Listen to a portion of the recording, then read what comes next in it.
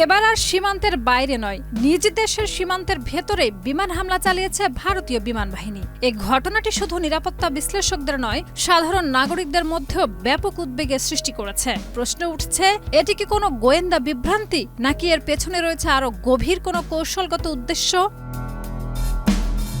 ভারতের মধ্যপ্রদেশ রাজ্যের শিবপুরীতে ভারতীয় বিমান বাহিনীর একটি জেট থেকে পড়া ধাতব বস্তুতে বিস্ফোরণের ঘটনা ঘটেছে, যা একটি বেসামরিক বাড়ির উপরে পড়লেও সৌভাগ্যবশত বিস্ফোরণের সময় পরিবারের 4 সদস্য বাড়ির ভেতরে থাকলেও কেউ আহত হননি। তবে এতে বাড়িটির 2টি কক্ষ মারাত্মকভাবে ক্ষতিগ্রস্ত হয় এবং উঠানে প্রায় 8 থেকে 10 ফুট গভীর একটি গর্তের সৃষ্টি হয়েছে।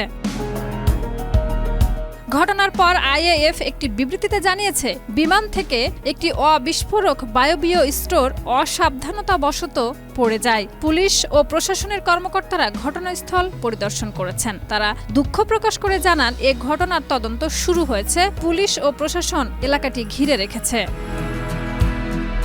এ ঘটনা এমন এক সময়ে ঘটেছে যখন ভারত ও পাকিস্তানের মধ্যকার সম্পর্ক চরম উত্তেজনাপূর্ণ অবস্থায় রয়েছে। 22শে এপ্রিল কাশ্মীরে সংঘটিত ভয়াবহ সন্ত্রাসী হামলায় 26 জন নিহত হওয়ার পর নয়াদিল্লি ইসলামাবাদের বিরুদ্ধে একাধিক কঠোর পদক্ষেপ গ্রহণ করে।